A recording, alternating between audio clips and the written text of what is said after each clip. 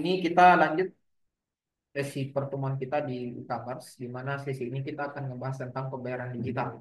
Jadi di e-commerce kan kalian nanti bisa memahami alur flow bagaimana proses pembayaran e-commerce. Terus di akhir sesi ini juga eh, sebentar akan saya praktekkan terkait dengan membuat satu microsite untuk jualan, tapi yang sudah mendukung dengan payment gateway. Nah, kita pakai sebentar prakteknya menggunakan link ID gitu ya. Terus yang terakhir terkait dengan pemberitahuan terkait kuis. Jadi kuis mengingat juga minggu depan kayaknya tanggal merah kalau nggak salah ya. Gitu ya. Oke. Jadi eh, teknisnya seperti apa? Tidak ada tatap muka. Itu nanti saya akan detailkan pada saat di akhir sesi juga. Jadi nanti tolong diperhatikan juga ya, terutama yang online ini, gitu ya. Terutama yang online, mengingat posisi kalian tidak ada di ruangan. Oke, kita masuk di sistem pembayaran digital. Jadi kalau bercerita kita tentang pembayaran, eh, itu adalah proses bagaimana kalian memindahkan uang dari si pembayar ke penerima. Khususnya biasanya itu kejadian kalau bercerita di proses transaksi jual dan beli barang.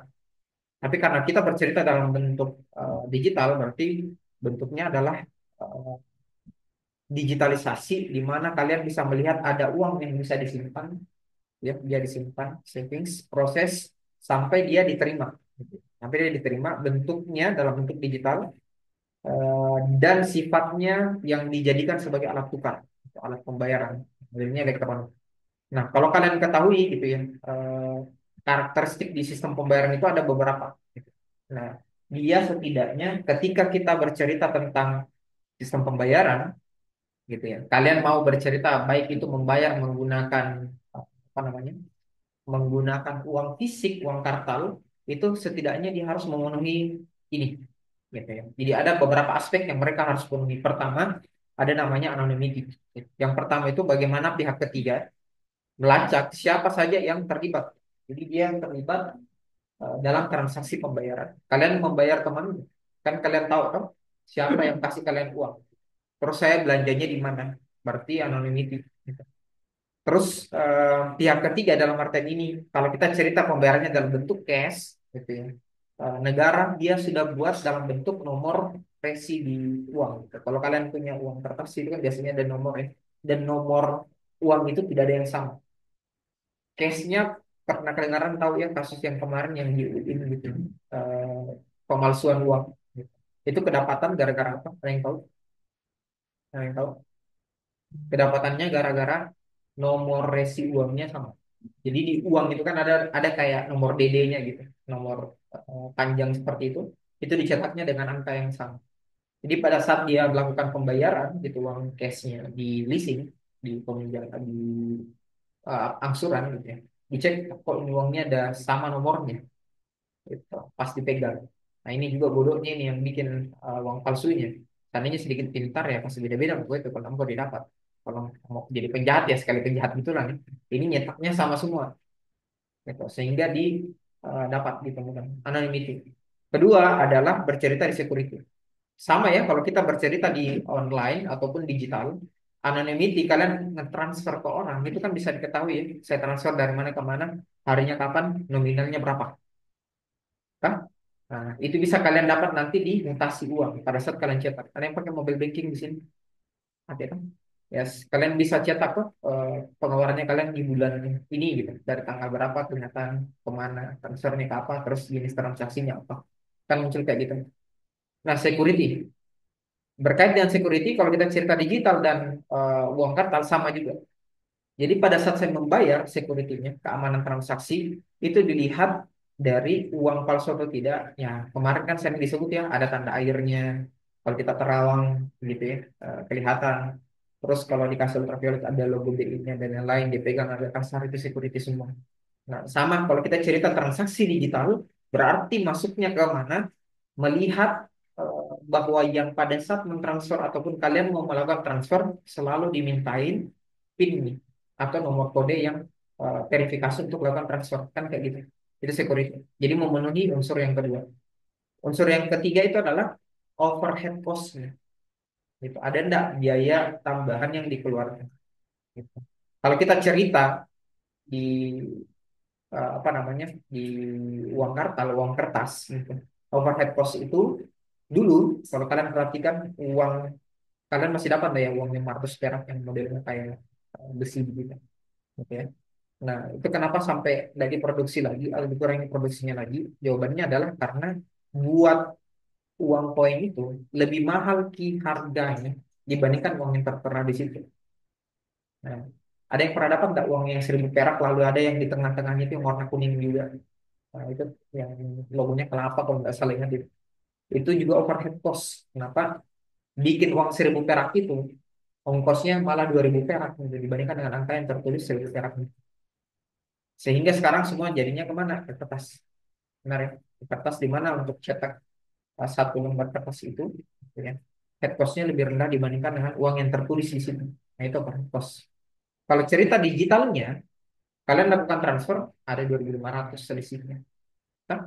Ada, sorry, kalau pakai transfer beda bank itu 6.500, kalau kau pakai real apa namanya ini, real time BI itu 2.500 dan seterusnya. Nah, sebentar kita belajar juga bagaimana caranya mengakali ongkos overhead gitu. Jadi kalian bisa transfer beda bank tapi 0 rupiah ya. Terus yang keempat itu bisa di-traceability. Artinya kalian bisa lakukan pembayaran bahkan pihak ketiga, misalnya di bank. Jadi yang ngeluarin uh, duitnya itu diakuin sama seluruh bank. Sama juga kita bisa melakukan transfer beda bank gitu ya. Dan diakui oleh bank yang dituju dan bank asalnya. Terus yang kelima itu divisibility. Apakah pembayarannya itu bisa dipecah menjadi lebih kecil dengan total pembayaran aslinya. Jadi kalau saya mau bayar uang 10.000 kan bisa saya pecah jadi uang 5.000 kan. Nah, kalau di digital bisa juga enggak? Bisa juga. Modelnya mungkin dibayar dan untuk per termin itu dicicil. Nah, yang terakhir itu namanya acceptability. Apakah pembayarannya itu diterima secara global juga? Kalian kenal kata inflasi dan yang lain? Kenal ya? Tapi tahu apa itu inflasi? Tahu enggak? Bagaimana? Harga turun, oke. Ada yang lain? Masih mau ditambahkan dikit? Ada lagi yang lain? Iya, inflasi. Tahu nggak itu inflasi tahu apa? Jadi selama ini kalau orang ngomong inflasi, kok sekedar ngangguk saja. Betul, mata uang semakin kecil. Tapi tahu nggak penyebabnya apa? Betul, uang dicetak terus. Gitu ya. Jadi uangmu yang 10.000 hari ini bisa beli cemilan, belum tentu uangmu 10.000 dua, tiga, 4 sampai 5 tahun ke depan itu eh, dia bisa beli cemilan lagi. Seperti itu. Ya. Contoh inflasi kenapa bisa, ada yang tahu nggak kenapa bisa, selain karena dia dicetak gitu ya, kenapa harga barang itu akan berbeda dengan 5 sampai 10 tahun yang akan datang? Ada yang tahu nggak? Logika logika sederhana ini. Nah, kalian suka makan bakso? Yes, suka makan bakso sambil gini. eh, ada dua orang, gitu ya. Ada dua orang, anggap mie bacok sama becek, gitu ya. Sama-sama saya kasih uang 10.000, 10.000. Oke. Kemudian ada penjual bakso, gitu ya. Bacok dan becek itu sama-sama saya kasih uang 10.000, 10.000. Baksonya jualannya satu mangkok itu 10.000. Tapi dia hanya bisa meladeni satu orang. Oke, dia hanya bisa meladeni satu orang. Stoknya sisa satu. Bacok pergi belanja. Oke, Bacok pergi belanja. Tak, gitu ya. Dia punya uang 10.000, harganya 10.000. Dia kasih. Berarti dia dapat baksonya. Becek mau pergi belanja, habis stoknya. Oke, si tukang baksonya namain lagi stoknya. Nambah lagi satu piringnya 10.000. Ketika mau belanja, si bacok yang tadi, yang becek yang belanja juga, itu melihat, ah, mau masih mau makan bakso lagi satu mangkok, nggak kenyang kan? Dia mau belanja lagi. Ini kan berebut keduanya, paham kan? Berebut keduanya. Ya. Saya lebih duluan, ah, tidak sama Ji, kau kan sudah mau makan. Saya kasih ke dia 10.000, Pak. Saya mau Pak, saya belum dapat. Ini tukang baksonya bingung. Gitu. Alhasil dia bingung, dia kasih naik harganya baksonya. Yang bisa kasih kali 15.000, gitu. Bisa kasih kali 15.000 itu yang saya terima. Dikasih bantuan sama pemerintah, dicetak lagi uangnya tambahan 5.000. Gitu. Hasilnya yang tadi satu mangkok bakso itu harganya 10.000, sekarang jadi harganya berapa? 15.000, itu inflasi. Sederhana. Gampang kau telah kan? Yang tadinya harga 10.000 jadinya 15. Kayak gitu. Nah, metode pembayaran gitu ya. Awalnya gitu ya. Dia hanya ada empat C. Kalau kita cerita. Awalnya ada cash, credit card, gitu ya. Tahu gitu cash, fisik, kartu, credit card modelnya adalah kartu ajaib yang bisa kau pakai belanja dan akhir bulan mesti kau. Jadi, terus ada cek yang bentuknya kayak satu lembar dan mesti ditulis gitu dan bisa kalian tukarkan di bank seperti itu. Terus ada yang modelnya kredit dan debit. Kau ambil pinjaman gitu. Atau kau yang jadi investing masuk ke debit gitu. Dan ini istilah di 4C awal yang kadang tidak didalami atau tidak diajarkan oleh orang tua di sekolah, bahkan di kampus juga jarang gitu ya. Dan semua instrumen keuangan itu beda-beda gitu, nah. Ini semua berkaitan dengan kalau kita cerita e-commerce, e-commerce merangkum model ini, tapi semua modelnya ke dalam bentuk digital. Nah, kalau cerita Ki, model pembayaran yang paling aman apa? Unsurnya dia ini.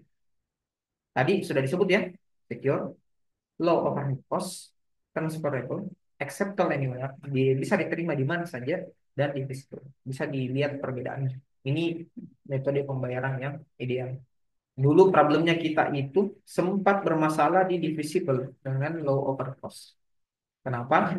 Divisible, pernah nggak ada kejadian kalian mau bayar orang uang 2.000 tapi yang kau kasih 20.000?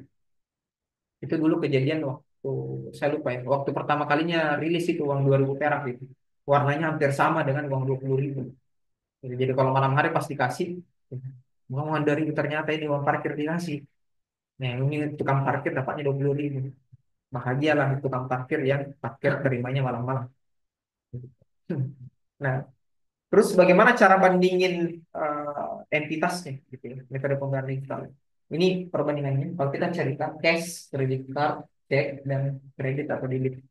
Jadi kalau cerita ke anonymity dan security, cash itu overall dia bagus, general goods, ya dari sisi anonimitas. Credit card itu dibilang kadang tidak bagus. Kenapa? Kalian bisa gesek kapanpun, gesek kapanpun. Sehingga banyak ada kasus yang dimana dia tidak merasa gesek itu kartu, tapi ternyata eh, ditagih untuk hal itu. Kan banyak tuh, sampai bahkan ada yang mesti bayar itu kredit card yang luar biasa besar tagihannya. Kemudian ada cek juga. Cek juga kenapa kurang bagus? Sampainya jatuh itu cek yang di kantongnya. Orang yang dapat, gitu, itu bisa dicairkan uangnya. Sehingga disebut dari sisi yang ini, di security kan good. Sama juga dengan kredit. Nah, debit. Kenapa? Untuk harga dan lain-lain itu ada namanya suku bunga yang tidak selalu dia flat gitu ya. Nah, suku bunga naik, suku bunga turun itu mengikuti dengan harga cicilan. Nah, ini dapat tahu itu setelah kayak cicilan bagaimana. Pelajari baik-baik itu. Misal ke depannya ini, ingatin kata-kata nah, kalau kau menikah, anggaplah kalau kau juga sudah besar, dia dan mau kau cicil rumah, gitu kan. Perhatikan baik-baik cicilan itu flat atau cicilan itu ikut suku bunga. Cicilan misalkan itu adalah 2.500.000 per bulan, suku bunganya turun mungkin turun dia 2 juta. Tapi bayangkan tiba-tiba suku bunga naik, langsung tiba-tiba kau mesti bayar 7 juta. Dari 2.500.000 jadi 7 juta. Itu luar biasa ya. Masih cari lagi pemasukan tambahan untuk bayar cicilan rumahnya. Sehingga banyak kasus itu KPR rumah yang putus di tengah jalan. Nah itu yang pelajari. Not goods, tidak begitu bagus. Kenapa ngikutin suku bunga? Terus ada overhead cost. Nah, dia loss. Kenapa? Karena masih modal kecil yang sampai hari ini tetap diatur. Gitu. Kredit card itu high kan? Masih lebih tinggi dibandingkan dengan cash dan kredit. Kenapa? Karena ada biaya admin yang mesti kau atur. Gitu. Ya. Cek juga sama. Gitu. Kalau kredit card dan debit itu loh. Kenapa? Karena tadi bisa jadi dia mengikuti suku bunga dan suku bunganya bisa jadi lebih kecil. Gitu. Ya. Nah, transferability cash itu pasti bisa. Kalian bisa transfer tuh. Kasih uangnya ke orang, otomatis kepemilikannya ke orang lain. Tapi kredit card, cek kredit dan lain-lain tidak, karena mengikutnya sama siapa yang pegang, ya, dan seterusnya. Ini adalah perbandingan metode bayar yang sifatnya manual semua. Jadi cash, kredit, cek, kredit atau debit.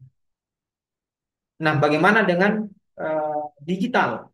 Nah, kalau kita cerita keuangan digital, penggunaannya hingga per tahun 2022, saya lihat, dia naik kurang lebih sampai dengan 71 juta US dollar dari nilai transaksi dari tahun, dia pemicu awalnya itu dari ini ya, COVID ya.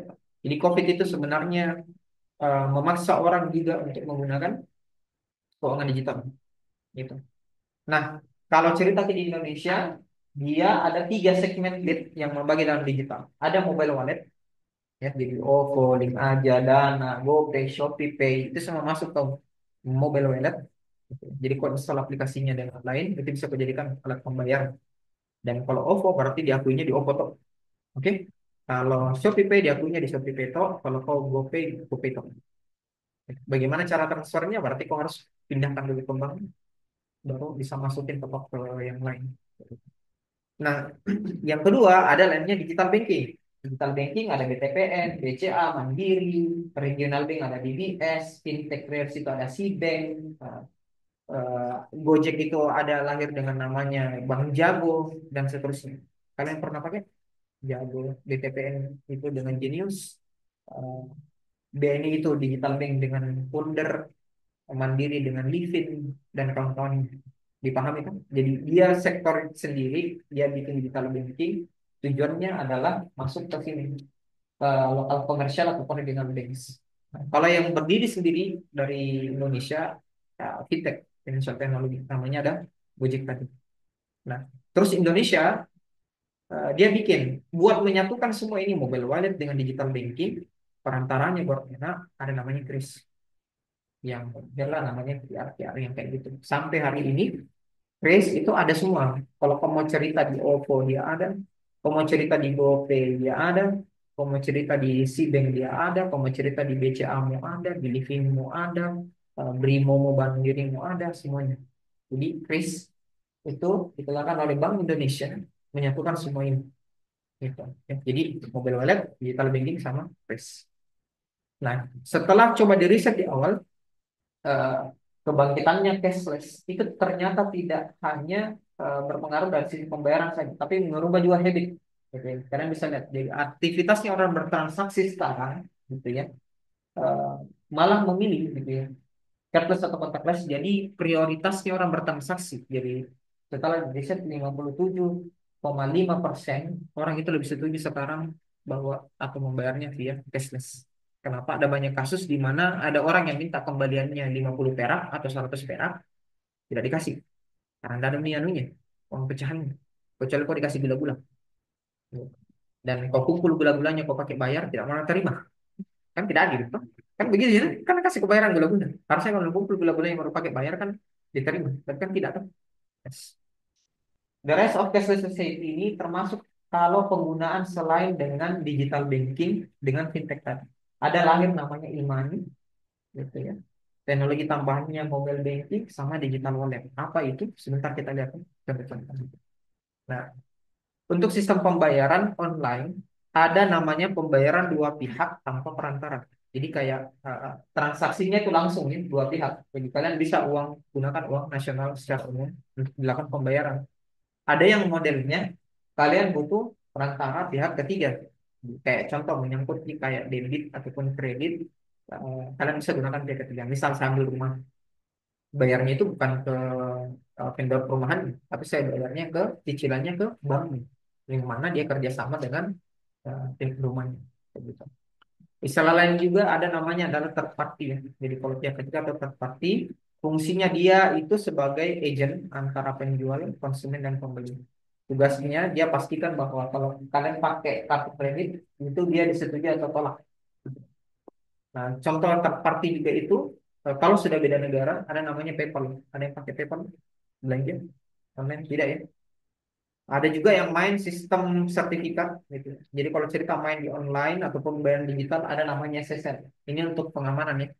Cukup kalian tahu bahwa ternyata untuk melakukan transaksi pun itu ada sertifikasi digital gitu. Terus ada uang neto, net money gitu, mata uang cyber yang dipakai. Nah, bagaimana cara menggolongkannya? Eh, Ada yang namanya prepaid atau namanya micropayment atau istilahnya orang ada namanya e-cash. Ada juga namanya adalah postpaid. Artinya kau pakai dulu baru nanti kau bayar. Contohnya di kredit. Gitu. Prepaid atau e-cash itu kayak contoh kalian top up dulu baru kalian gunain. Itu ya, top up dulu baru gunain. Eh, Gojek, GoPay dan yang lain. Itu sama. Kau top up dulu baru bisa kau pakai. Kan kayak gitu. Terus yang ketiga, ada yang dananya pakai elektronik token. Dia transaksinya transfer dalam bentuk bill. Contohnya kayak e-money, yang kau masuk tol itu di tap, kau masuk di mall itu di tap, dan yang lain. Terus ada juga gabungan dari prepaid, kayak micropayment dengan cash. Gitu. Indonesia dulu sempat mau rilis namanya ada digital rupiah buat saingin Bitcoin dan yang lain, tapi sampai hari ini belum belum rilis ya digital rupiah namanya. Terus kita coba ulik satu-satu. Eh, Breakdown ya terminologinya. Micropayment itu apa? Micropayment itu bentuk pembayaran elektronik yang fokusnya dengan nominal yang relatif lebih kecil. Gitu ya. Itu untuk micropayment. Contoh biasanya kayak kalian beli musik ataupun aplikasi melalui server MP3 server contohnya. Transaksinya itu kan dia berulang. Gitu. Nah, tapi dia bisa dilakukan pembayaran baik itu menggunakan kartu kredit, tapi ada batasannya. Tidak melebihi dari yang kalian setup untuk pembayaran. Itu biasanya disebut dengan micropayment. Jadi kayak begitu kau pakai, lalu melebihi dari batas tertentu nanti ada notif. Kayak gitu. Terus ada yang namanya e-cash. Nah, tapi kalau e-cash itu dia butuh namanya tanda tangan digital, ya, digital signature. Nah, tanda tangan digital itu dipakai untuk apa? Untuk autentikasi pemakainya kartu. Apakah dia sudah benar atau tidak? Contoh kayak gini. Pernah nggak kalian lihat ada orang yang bawa-bawa kayak Tamagotchi kecil begitu? Yang kayak kalkulator begini-begini di BCA. Pernah lihat nggak? Ada yang pernah? Ada yang pakai itu? Nggak pernah. Tapi kalau lihat orang ada yang pegang begitu, yes. Itu contoh sederhananya guys. Dia transfer, terus nanti kodenya itu dikirim kayak pager di alat kecilnya. Gitu. Itu untuk jadi public private key-nya. Jadi kode itu nanti yang dia masukkan di handphonenya, baru uangnya bisa ditransfer. Gitu. Tapi kau pernah lihat toh yang warna biru begitu, yang punyanya BCA dan lain-lain. Itu paling banyak dulu. Itu lebih aman. Bagaimana cara kerjanya? Dia kayak gini. Eh, Pemilik digital cash-nya, jadi bank, itu kan digital cash-nya dikasih keluar, toko itu pergi nagih. Gitu. Nah, pemilik digital cash itu mesti kirim minta verifikasi dari bank. Melalui apa? Melalui tadi yang pager kecil yang dia gunakan. Nah, untuk mekanisme kerjanya, dia install ada kayak cyber wallet di komputernya, kirim pesan ke enkripsi bank. Terus dari bank itu nanti akan kurangi saldo yang ada di banknya berdasarkan datanya. Terus nanti bank kirimkan ada kunci privat yang hanya dikirimkan di device itu. Jadi kalau tidak ada itu pager yang di rumah, itu tidak akan bisa kau transaksi karena hanya dikirim datanya ke sini. Gitu ya. Nah, baru nanti cyber walletnya terisi sama uang. Kalau sekarang eh, kripto itu sudah bikin juga seperti ini, mirip cash, namanya Razor. Gitu. Eh, saya coba stop share, saya coba share di layarnya. Oh sorry, bentar. Saya coba stop share. Stop share. Nah, nah, saya kasih lihat kalian. Ini contohnya. Nah, namanya Razor Wallet ya, kalau nggak salah. Razor Wallet Bitcoin. Jadi mirip. Nah, kayak gini ya. Ya, sorry, Trezor One. Jadi walletnya kripto. Jadi eh, dia Bitcoinmu itu dipindahin data enkripsinya ke sini. Gitu. Jadi kalau hilang ini, wassalam, hilangkan uangmu. Gitu. Kecuali kau ingat kode mesinnya. Yes. Tapi kalau kau lupa itu, wassalam kan. Hmm. Kalau yang kita cerita tadi itu BCA Pager, eh, bayaran yang kayak warna biru itu, dia kayak gini. Ini. Ada yang pernah lihat kayak gini? Yes, yes, yes. Ini yang saya cerita. Hah? Baru nih, baru lihat nih. Berarti dari tadi kita cerita ini belum ngeh. Nah, jadi yang beginian, kalau kita cerita yang IKES, gitu ya. Jadi kadang yang beginian nah bawa-bawa kemana-mana ini orang gitu. Nah, ini orang yang betul-betul mau secure dia punya apa barang, gitu ya. Barang-barang. Ya, iya betul. Pengusaha-pengusaha yang takut sekali uangnya hilang. Ya, jadi begitu ya. Jadi mau transaksi apa dan yang lain, dia kasih lihat sampelnya. Gitu. Kita lanjut lagi. Saya lanjut. Oke, lanjut lagi. Nah, itu modelnya ya. Terus kalau cerita ke PayPal, PayPal itu aktif banyak dipakai sama teman-teman konten kreator dulu, gitu ya, YouTuber dan lain-lain sebelum zaman sekarang yang sudah support dengan digital banking yang cukup banyak. Dulu orang model pembayaran itu kayak PayPal. Jadi kalau mau ke transaksi ke luar negeri pakai ini, gitu. Jadi kalau sistem kerjanya bagaimana? Jadi buyer, gitu. Dia konversi dulu pakai Visa, Mastercard atau apa begitu yang ada logonya apa di kartu debitnya kan bisa kok balik tuh ada logonya tulisannya Visa gitu. Artinya kalau ada tulisannya Visa itu sudah bisa pakai untuk transaksi keluar gitu ya. Nah itu ngisi gitu ya, ngisi tadi uangnya kemana ke PayPal tadi, tapi dalam bentuk uang yang sudah terkonversi. Misal kalau uangmu rupiah gitu, konversi ke dolar dulu, masuk ke dalam PayPal, baru nanti kau pakai bayar ke seller. Seperti itu. Nah, kalau prinsipalnya di pembelian mau itu kayak belanjanya di eBay, Dell dan yang lain, nanti itu dia akan kasih connect dengan PayPal-nya. Jadi nanti misalkan kalau kau belanja lewat online, masih ada pilihannya PayPal, berarti dia minta integrasikan kau dulu dengan akun PayPal-mu. Begitu. Baru nanti dari PayPal dia akan meneruskan ke media pembayaran online yang ada di luar kayak eBay, Delta, Sasa, Osim dan yang lain. Ini uh, role model ataupun contohnya. Nah, sehubung dengan berkembangnya banyak orang pengguna gitu ya, dan layanan aplikasi itu semakin besar, lahirlah beberapa juga data digital payment yang lain. Nah, ini yang kita lihat sebentar ya. Apa-apa saja? Yang pertama, paling saya paling senang angkat ini OVO, gitu ya. Di promotional digital payment yang paling awal dulu yang masif dipakai orang itu OVO. Mungkin kalian kenal ada keliling Makassar itu hanya dengan 1 rupiah. OVO pernah dapat nggak? Gitu. Dapat kan? Pernah. Jadi kalian top up ke OVO ini, gitu. Terus dari OVO itu kau pakai bayar ke Grab. Dan kau mau keliling-keliling Makassar 1 rupiah jadi pakai. Oh, ya. Masih saya dapat dulu zamannya dulu di awal kalinya itu digital payment OVO masuk gitu. Sampai dengan ada diskon-diskonnya 50%, 20% yang kau belanja makanan dan minuman itu enak sekali. Tujuannya apa? Ya konversi. Mau ngambil orang yang menggunakan aplikasinya itu banyak gitu. Ranahnya ke ranah sana. Ya. Intinya kalau kita bercerita transaksi cashless artinya tidak menggunakan uang fisik. Gitu. Nah, perkembangan transaksi cashless itu terbagi-bagi. Ini semua. Ada kartu kredit, ada e-money, beda-beda semua ini nah. E-wallet, virtual account, internet banking, QR, kris, cryptocurrency, kartu debit. Kita coba pilih dulu nah antara e-money dan e-wallet. Sering kita dengar kok ada e-money, ada e-wallet. Bedanya di mana? Kalau e-money bentuknya kartu, oke? Eh, yang kau pakai tap masuk di mall, kau tap masuk di apa? Di tol, semuanya itu namanya e-money. Bentuknya card, oke? E-wallet cardless tanpa kartu.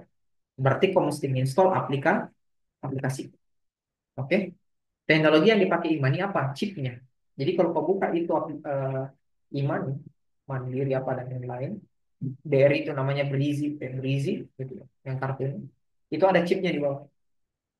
Jadi kalau kau mau bikin sendiri bisa. Anggaplah kartu KTP mau kau kasih jadi Imani bisa. Ini serius. Kau buka di dalam ada chip kotaknya, kasih pindah masukin ke kartu KTP. Itu nih kau top up. Bisa kau top up. Bahkan KTP-mu bisa kau pakai tap untuk buka palang pintu dan lain-lain. Karena bentuknya chip base. Oke. E-wallet bentuknya server base. Jadi kau boleh transaksi, harus pokok dulu ada internet. E-money pakai enggak? Contoh, tidak. Oke. Jadi kau tinggal tap, tidak connect internet itu tidak ada masalah. Apakah perlu registrasi? Tidak. Berisi email yang dikasihkan Ki langsung bisa dipakai. Benar tak? Tidak pernah kau disuruh dulu daftar apa dan lain baru bisa kau pakai kartunya. Tidak kan? Tapi kalau kau mau pakai OVO apa dan lain-lain, masih kau daftar dulu registrasi. Ya. Pemulihan bagaimana? Kalau uangmu hilang, kartumu hilang di email, bisa nggak diambil kembali uangmu? Tidak. Makanya dia bilang pemulihannya tidak. E-wallet, OVO, GoPay dan lain-lain hilang di akunmu, kalau lupa akun hilang HP-mu, selama kau masih bisa login menggunakan user dan password bisa pemulihan. Ready ya? Ini beda-beda ini. Transaksinya bagaimana? Kalau kita pakai e-money, kau mesti dulu ke Alfamart, tap PIN chip. Diisinya karena by chip yang di code. Kan? Atau kau isi di ATM yang pakai mesin edisi, barcode tap. Gitu.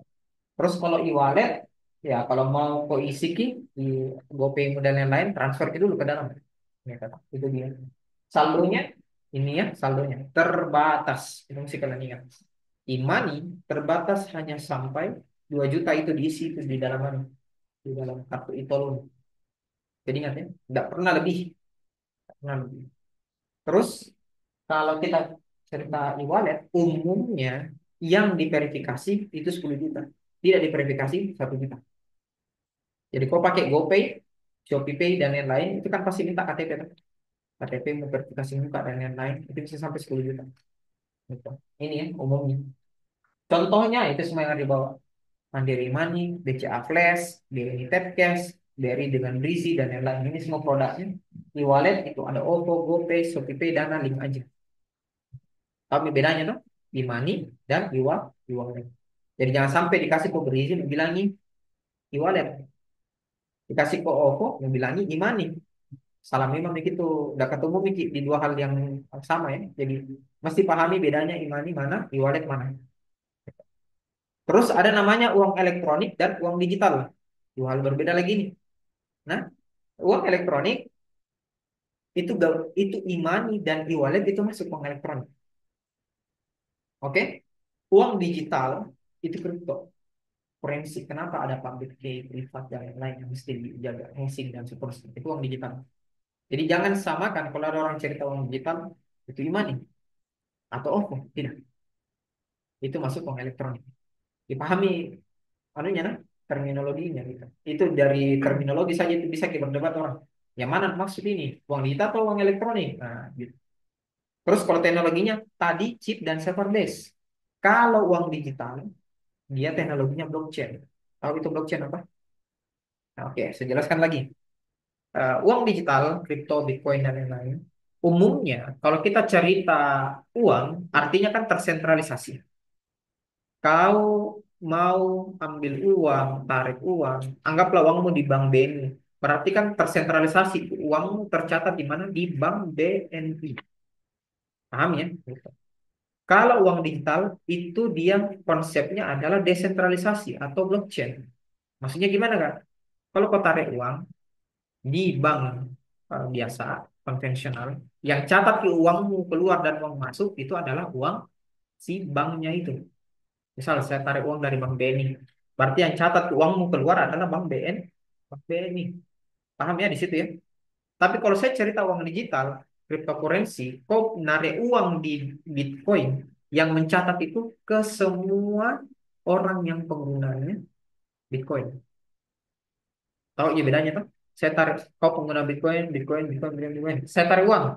Kau catat di pengeluaranku, kau juga catat di pengeluaranku, kau catat di pengeluaranku, kau catat di pengeluaranku, dan seterusnya. Jadi catatan pembelanjaannya disebar ke semua orang. Dipahami ya? Nah, itu yang disebut dengan istilahnya ledger, itu yang disebut dengan istilahnya mining. Jadi ada orang yang gabung di dalam sistemnya Bitcoin, itu sebagai mining. Mining itu apa? Sebagai petugas bank yang kerjanya mencatat pengeluaran, pemasukan, dan yang ada di seluruh dunia. Bedanya di mana? Dari sisi keamanan, uang digital itu lebih aman. Kenapa? Kalau Bank BNI kena ini, tidak diminta-minta. Bank BNI ini ya, kena bencana alam, kena tsunami, tenggelam kini ini. Bang, uang tak itu hangus nggak? Hilang nggak? Hilang. karena catatannya udah nggak ada. Kalau uang digital, kena tsunami di Indonesia, masih ada catatan tak di Amerika, ada catatan tak di Tokyo, di Jepang, Singapura, dan lain-lain. Toh, dipahami ya? Kecuali dunia kiamat ya uangmu hilang. Ya. Karena tidak ada uang tercatat di mana-mana pun. Ditangkap maksudnya ya. Jadi kalau dari sisi security, desentralisasi itu lebih aman dibandingkan sentralisasi. Gitu ya. Tapi di sisi kemudahan dan kecepatan, sentralisasi itu lebih cepat dibandingkan desentralisasi. Kenapa? Ya harus dicek dulu satu-satu. Makanya butuh komputer yang super cepat. Ya. Nah, teknologinya itu blockchain. Nah, kalau nilai tukarnya bagaimana? Kalau uang elektronik ya rupiah. Kalau uang digital ya mata uangku sendiri. Kalau saya bikin mata uangnya Bitcoin, ya mata uangnya Bitcoin. Kalau saya bikin mata uangnya adalah Solana, Solana ki namanya. Bikin mata uangnya Ethereum, Ethereum ki namanya. Mau kak bikin koin namanya Baco, Baco ki namanya. Gitu. Satu Baco nilainya 10.000 contohnya. Itu bisa. Itu uang digital. Nah, fluktuasinya bagaimana? Tergantung sama Bank Sentral, Bank Indonesia. Kapan menaikkan naik suku bunga atau menaikkan turun suku bunga. Kalau uang digital, tergantung pasarnya. Yang ngatur pasar siapa? Ya, kalian, market. Dipahami? Itu modelnya. Nah, bagaimana dengan aturannya? Undang-undangnya diatur sama Bank Indonesia itu nomor 18 tahun 2016. Kalau uang digital tidak ada karena dia komoditasnya bentuk bukan berwujud. Ini baru diatur regulasinya di seluruh dunia. Indonesia bagaimana aturannya? Belum fix sampai hari ini. Tapi kalau negara lain, Amerika, pada lain-lain itu sudah mengiyakan. Oke. Tapi kerennya, saya ingat ada tukang nasi goreng pernah, seingat saya ada di tempel itu pembayarannya bisa pakai Binance, bisa pakai Bitcoin. Ya. Jangan salah, nah. Ini serius ini. Ini jangan salah. Gitu. Ya, betul. Jadi betul. Jadi tukang nasi goreng gitu, ya. Nasi goreng terima pembayaran Bitcoin itu sudah ada. Iya, tuh, tuh. Bukan nasi goreng pakai kripto itu sudah bisa. Jadi jangan heran nanti 5 tahun 10 tahun ke depan bisa jadi kekiris ada tambahan lagi satu stiker di kanannya pakai Bitcoin. Iya. Bisa jadi, bisa jadi. Kenapa ya? Karena teknologi keuangan ya sudah sejauh itu, gitu ya. Sudah sejauh itu juga modelnya. Jadi karena lihatlah, artinya apa? Di e-commerce pun sama. E-commerce pun bisa jadi nanti model pembayaran keuangannya itu sudah pakai Bitcoin juga. Dan itu sudah terbukti di luar, nah. Sudah ada nih beberapa e-commerce itu yang sudah pakai skema pembayaran dengan menggunakan Bitcoin juga. Itu sudah ada. Oke, kita lanjut lagi. Eh, Nah, pembayaran yang lain ada namanya virtual account, gitu ya, VA. Nah, virtual account, nah, apa sih sebenarnya itu? Selama ini mungkin kalian gunakan gitu, tapi prinsip cara kerjanya bagaimana? Di 4 hal ini. Ya. Jadi dia virtual account itu di 4 hal ini. Dia disebutnya rekening virtual. Apa sih bedanya Kak dengan nomor rekeningku yang sudah ada nih di bank di HP ku dan lain-lain? Kan itu virtual account juga beda Ferguson, tidak sama ya. Jangan dikasih sama. Dia disebut virtual account di 4 unsur ini. Pertama, dia diterbitkan sama bank itu sendiri dan tidak semua bank bisa menerbitkan VA. Itu diingat, nah? Tidak semua bank bisa menerbitkan VA. Bank-bank tertentu, contoh BRI, BCA, BNI, Mandiri, gitu ya. Kalau lihat Bank Sulsel Barta, bisa nggak terbitkan VA? Tidak. Bank-bank daerah itu belum, teknologinya belum masuk. Itu diingat, nah? Kedua, satu transaksi per waktu. Jadi modelnya, kalau kamu transfer dan yang lain, itu tidak berlangsung lebih dari 1 hari. Ya, Tim? Jadi VA itu tidak berlangsung lebih dari 1 hari. Bahkan yang singkat, dia bisa jadi hanya 45 menit, 1 jam. Lebih dari 1 jam ke transfer, mesti aku bikin ulang lagi percakapannya. Gitu. Terus yang ketiga, ada yang sifatnya statis dengan dinamis. Nah, kalau yang sifatnya tetap, tidak berubah-berubah sesuai transaksi, kalau VA statis, dia pakai nomor selulernya pelanggan. Ini biasanya dipakai ketika kalian mau top up di wallet tadi, ya, di wallet tadi. Misal saya mau top up OVO, itu kodenya 628 baru nomor HP-mu ikut di belakang gitu. Ya, kalau yang perhatikan di bawah itu kan, jadi, oh nomor HP gini nama pakai gitu. Jadi ada kode di depan yang dipakai untuk top up. Nah, kayak gitu. Terus yang terakhir, enaknya ketika pakai si virtual account, saya tidak perlu lagi cek mutasi dan lain-lain. Kenapa? Dia sudah tercatat di dalam pengecekan otomatis. Dia kayak gitu. Nah, melihat perkembangan lagi, Indonesia tadi, oh ada ini, Imani, ada e-wallet, ada Anu, dan lain-lain. Dia bikin nih gerbang pembayaran sendiri. Dulu awalnya itu namanya adalah GPN. Tahu enggak GPN? Yang warna merah gitu. Kalau ada warna merah tulisannya GPN gitu. Hah? Nah, itu dulu awalnya buat menggantikan si Visa, Mastercard, dan lain-lain. Jadi negara tak ini bagusnya. Alhamdulillah, otak-otaknya bagus berpikirnya. Dia bikin bagaimana pembayaran itu kita mandiri, tidak bergantung sama dari luar negeri. Gitu. Jadi kalau kau pakai yang ada logo GPN, itu hanya bisa dipakai transaksinya dalam negeri. Kecuali kalau ada logo Visa, berarti kau bisa pakai transaksi keluar. Nah, di satu sisi, kemudahan dari biaya bulanannya. Kalau pakai Visa, Mastercard, dan lain-lain, mahal sekali. Padahal kalian tidak pergi ke luar negeri, pergi berbayar kan? Nah, kecuali kalau sering ke jalan-jalan ke luar negeri. Tapi kan di sini juga. Apa mau bayar?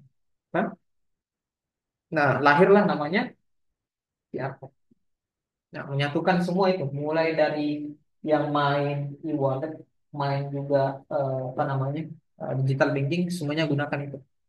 Dan lebih ke cardless generation. Jadi 84% kalau dia di riset, dia bilang mobile itu lebih gampang dibawa daripada modelnya cash. Bahkan orang sekarang lebih baik itu ketinggalan dompet daripada ketinggalan HP. Ya, karena mau kok makan masih bisa aja begitu menggunakan HP sekarang. Gitu. Kalau kalian tahu itu HP ini menyatukan banyak sekali gitu, model pekerjaan. Mulai dari pembayaran, mulai dari kamera gitu, kamera yang DSLR yang besar-besar yang dipakai. Gitu.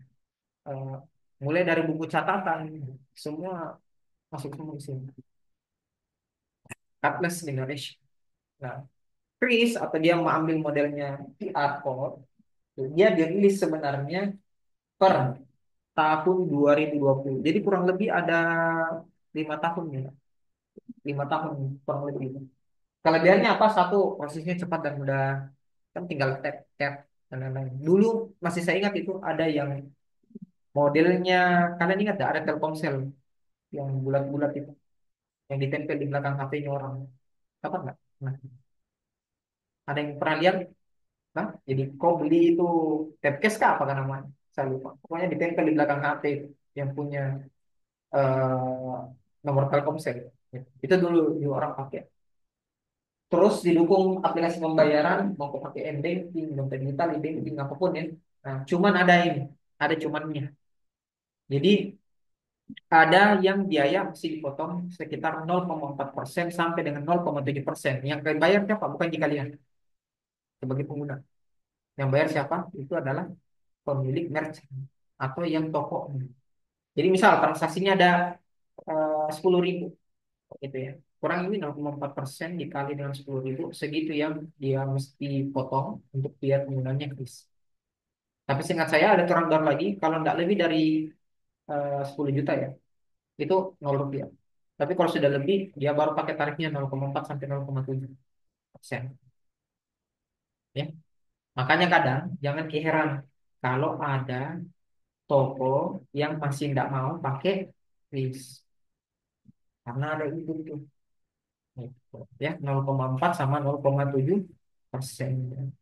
Gitu ya. Sementara bagi kita yang pengguna kris masih free.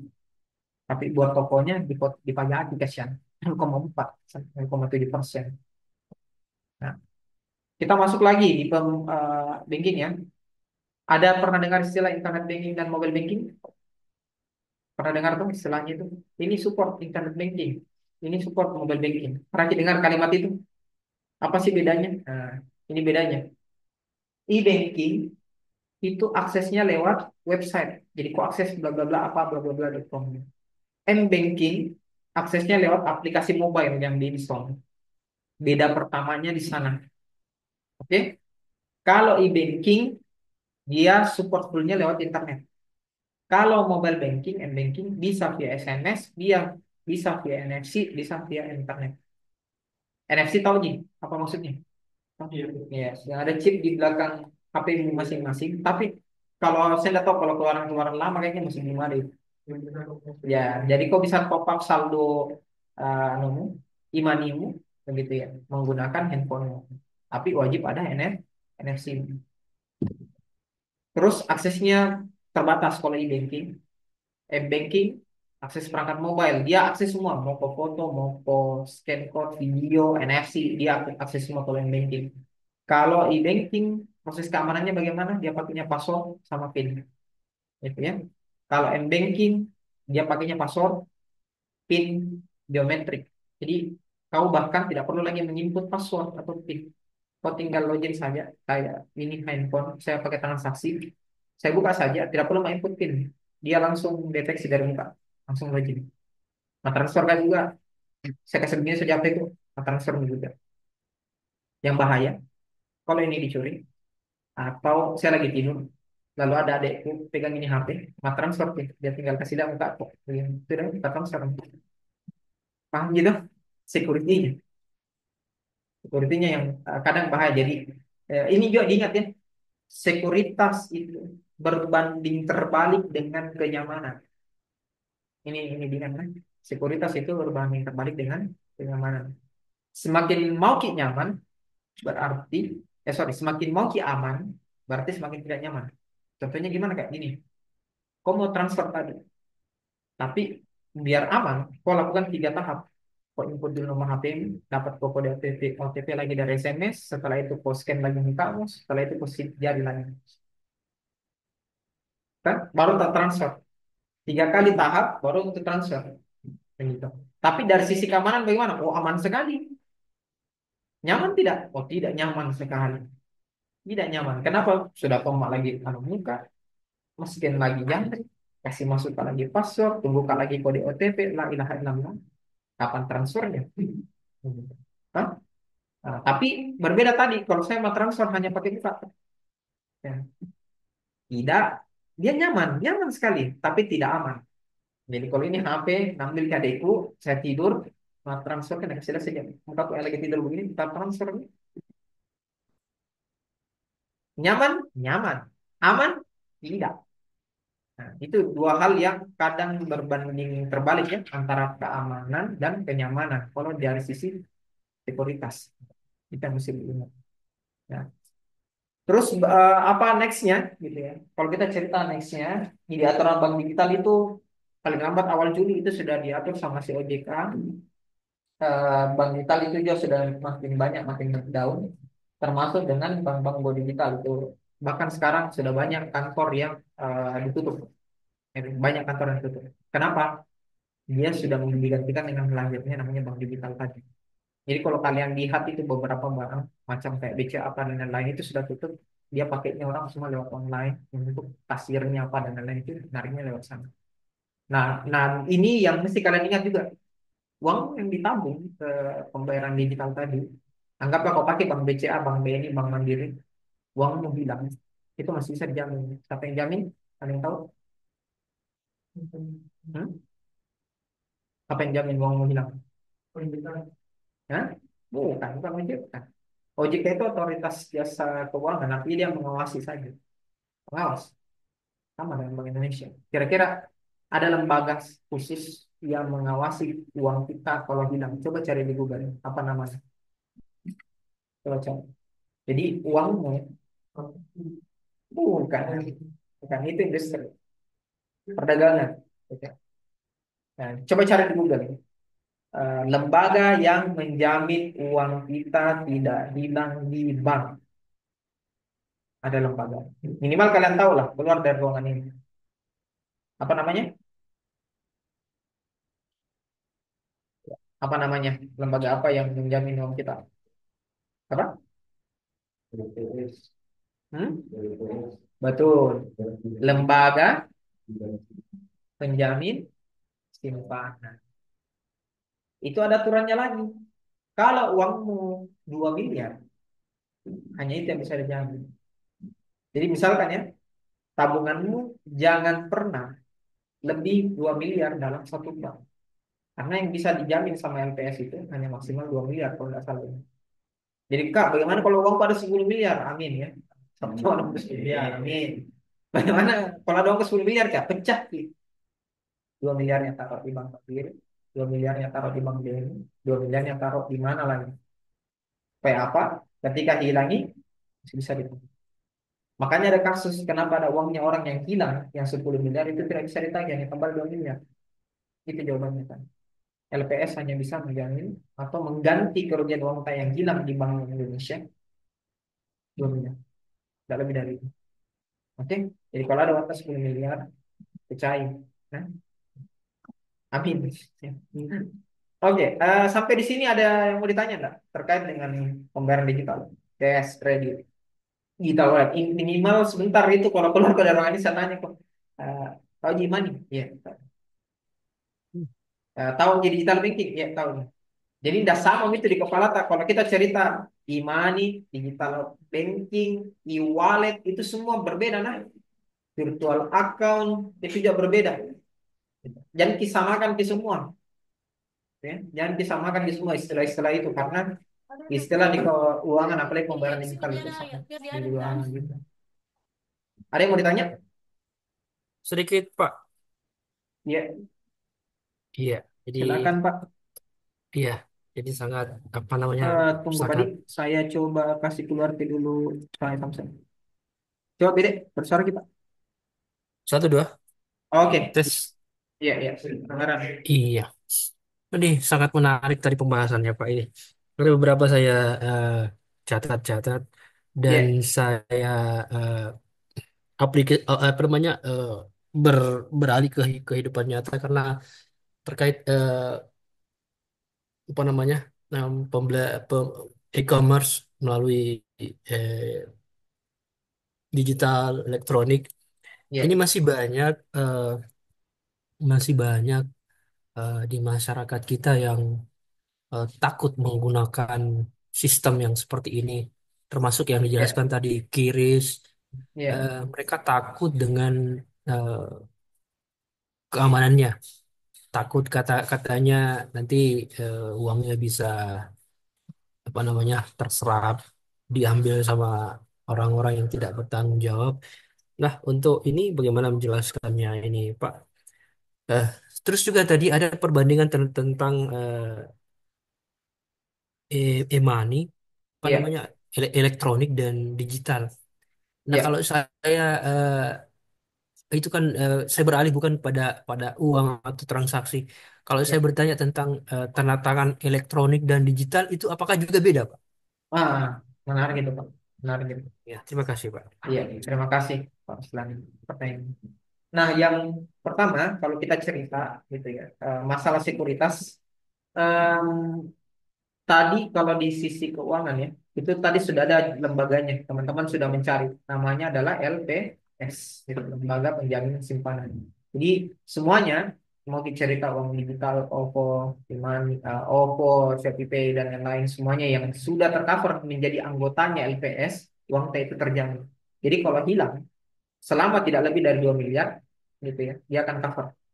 Itu perlu diingat ya. Jadi jangan khawatir menabung begitu ya. Simpan uangmu di bank yang digital. Gitu. Kenapa sudah kalau dia ada tertulis membership diawasi OJK dan membership LPS udah aman.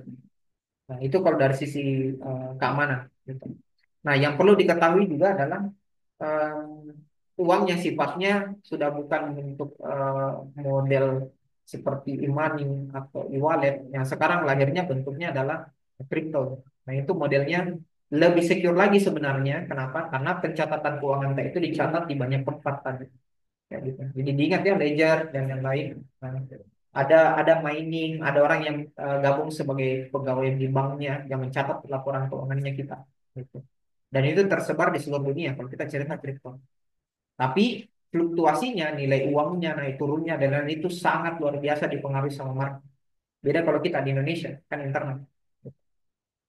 Masih bisa diatur gitu kalau di Indonesia. Tapi kalau sudah keluar, berarti kan dilempar 100% ke market.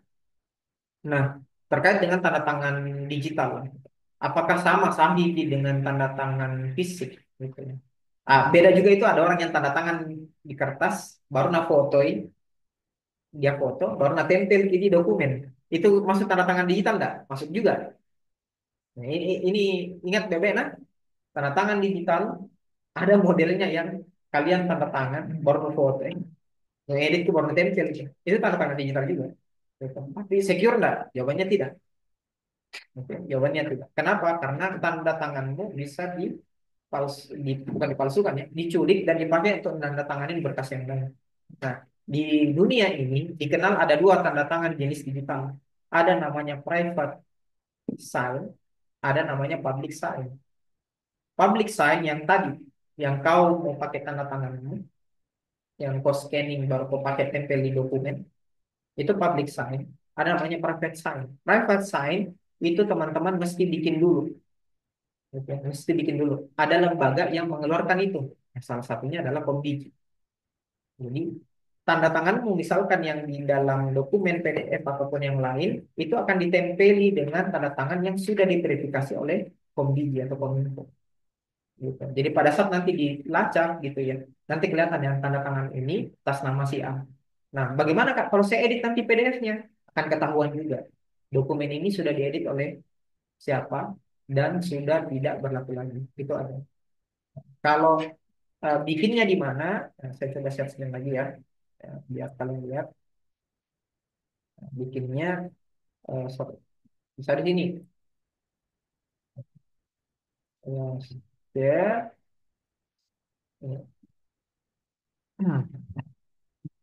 saya nggak salah itu lembaganya dulu Versa, bukan yang ini ya.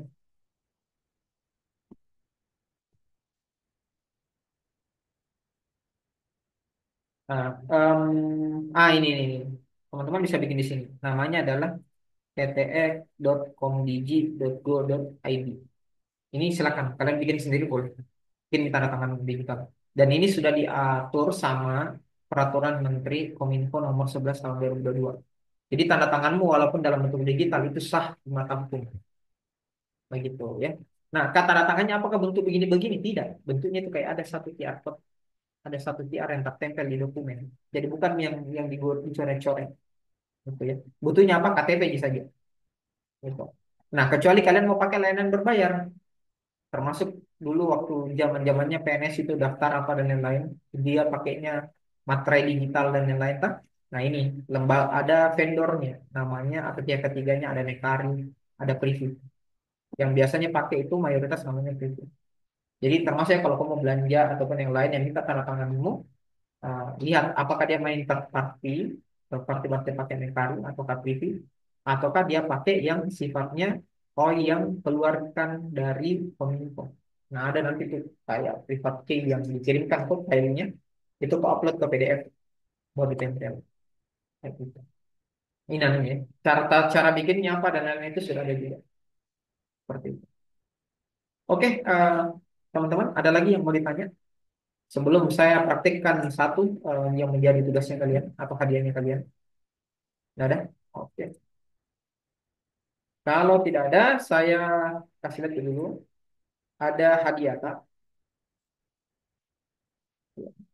Hadiahnya adik-adik sekalian itu adalah kalian diminta untuk membuat satu landing page microsite.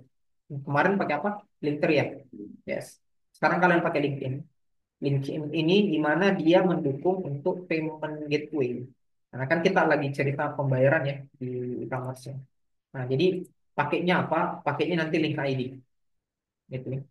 Terus ada beberapa yang mesti kalian ikuti standarnya. Pertama, produk yang di dalam yang masuk itu kalian bisa ambil dari produk yang kemarin, oke? Atau bikin sendiri produknya, nambahin kisah satu halamannya tersendiri dalam link ID. Ketentuannya ada 10 produk yang mesti kalian buat di dalam satu link ID. Bagaimana tata cara bikinnya, gitu ya? Saya praktekkan. Silakan diperhatikan dengan baik, gitu ya. Jadi tutorial cara buatnya. Rekaman ini juga nanti saya taruh di Classroom ya. Jadi kalian bisa nonton gitu. Biar bisa dipahami cara bikinnya. Oke. Jadi pakai ini nanti tinggal akses saja linknya di link ID seperti ini. Oke. Terus nanti kalian tinggal login, gitu ya. Login daftar seperti biasa dan seterusnya. Setelah itu masuk nanti seperti ini. Nah, terus nanti kalian akan diminta untuk bikin satu blok. Gitu. Jadi ini nanti nama link ID-mu, gitu tuh. Terus ini adalah nama paket ini. Nanti tinggal bikin aja. Misalkan kau mau taruh apa, basic kah, di dalam ada digital produk kah dan lain-lain. Ini bisa. Saya misalnya mau jualan produk, gitu ya, physical produk atau digital produk, itu bisa. Tinggal diklik saja. Terus kau mau bikin template-nya seperti ini, bikin single template-nya, begini ya. Terus kau kasih masuk gambarnya, misalkan gambar yang kamu mau jual apa, jadi anggaplah kue gitu ya, ataukah kopi, kopi shop dan lain-lain boleh. Saya cari materi, saya cari gambar kopi nah. Nah, anggaplah saya jualannya kopi ini, ini kopi ya. Terus misalkan kopi gula aren, gitu ya. Kopi gula aren, varian cup. Deskripsikan mau secara detail lah. Jualan itu apa tuh penjelasannya. Terus eh, kau mau kasih kemana? Karena ini saya jualannya produknya digital, ya produknya digital. Artinya kan dia membayar nanti via model digital juga. Ini mungkin gambar kopi gula aren ya. Kan digital tuh. Nah, eh, gambar edit kopi gula aren. Nah, terus kau mau arahkan kemana? Ketika orang sudah berbelanja, dia akan download filenya kemana? Nah, ini kayak drive.google.com slash apalah gitu ya. Terus harganya berapa? Misalkan harganya 10.000. Oke. Nah, tunggu. Ini terus bentuknya apa? Buy now, tombolnya nanti. Ya. Kau pilih buy now. Terus kau bisa bikin model review, apakah ada transaksi juga dan lain-lain, apakah ada notifikasi di WhatsApp juga dan lain-lain, boleh kau tinggal kasih masuk. Kalau sudah, kau tinggal add digital kayak gitu. Nah, ini modelnya ya. Nanti bloknya sudah ready, tertambah ada gambar kopi gula aren di bawah. Oke, kita buka. Ini contoh nah. Punyanya orang ini saya edit. Ini modelnya kayak gini.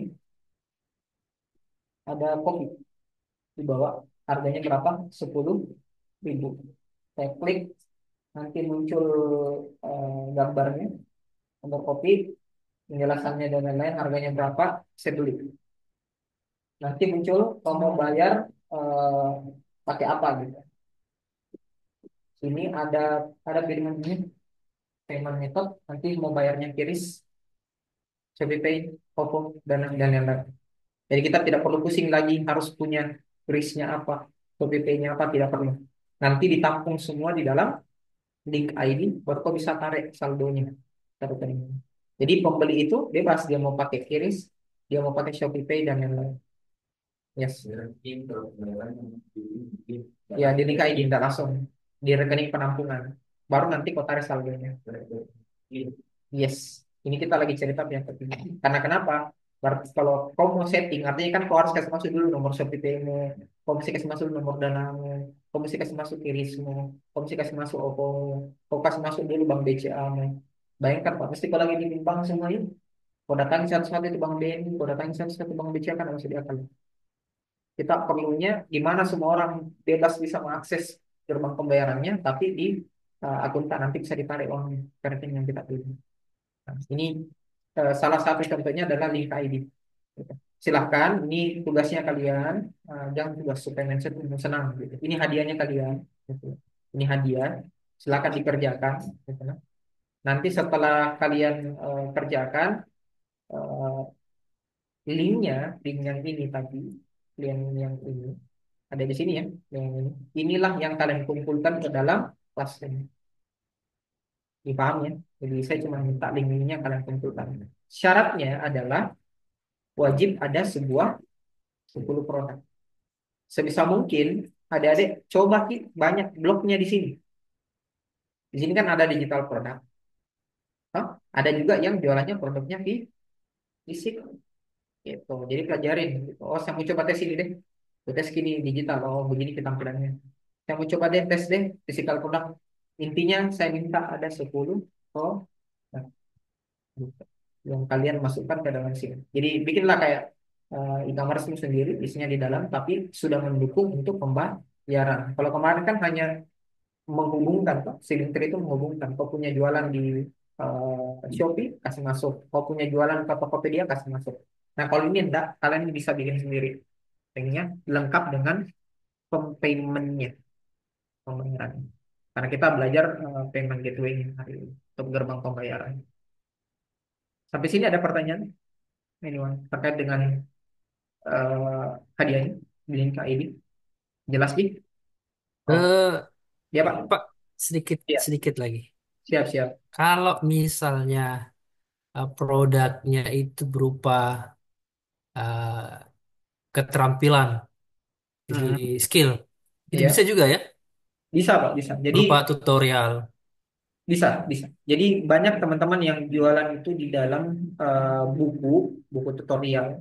Bahkan ada yang jualannya video juga, gitu. Jadi dia dia masukkan nanti link terakhir itu adalah link YouTube-nya di alamat pada saat dia sudah purchase atau bayar di bagian situ.